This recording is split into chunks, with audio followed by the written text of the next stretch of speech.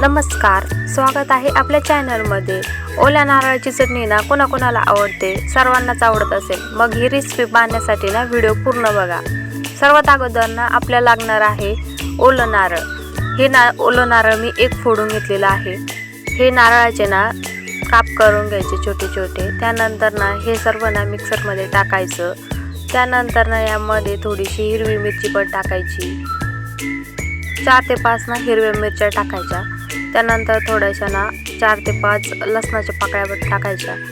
त्यानंतर ना चवीनुसार मीठ पण टाकायचं। आणि ना आपल्याला सर्वात महत्त्वाचं म्हणजे ना कोथिंबीर लागणार आहे। भरपूर सारी ना अशी कोथिंबीर घालून घ्यायची, कारण कोथिंबीरीशिवाय ना या चटणीला काही चव येत नाही। आणि थोडीशी ना कढीपत्ता पण घालून घ्यायचा।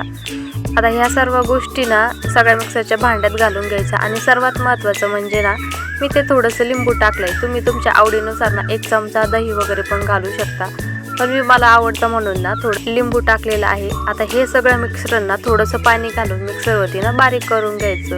हे सगळं मिक्सरवरती ना फिरवून घेतलं। लगेच आपल्या ना कडकडीत फोडणी द्यायची तयारी करून घ्यायची। त्या कपोळीमध्ये ना थोडंसं तेल घ्यायचं। त्यानंतर ना तुम्ही थोडीशी जिरे, मोहरी, कढीपत्ता आणि एक ना सुकी मिरची घालायची। आणि आपल्या ओल्या नारळाच्या चटणीला ना मस्त असा वरून तडका द्यायचा। आता मी माझ्या आवडीनुसार ना यामध्ये 1 चमचा ना मुगाची डाळ पण घातलेली आहे। तुम्हाला आवडत असेल ना तुम्ही घालू शकता किंवा नाही घातली तरी पण चालेल। अशीच आपली नारळाची चटणी ना एकदम छान होती। ही नारळाची चटणी ना आपल्या हॉटेलला सुद्धा महाग टाकेल। इडली, डोसा यासोबत ना तुम्ही एकदम आवडीने खाल अशी ही चटणी होते। आता ही ओल्या नारळाची चटणी ना लहान मुलापासून तर मोठ्यापर्यंत सर्वच ना इडली डोशासोबत ना एकच नंबर लागते। व्हिडिओ आवडला असेल तर एक लाईक नक्की करा।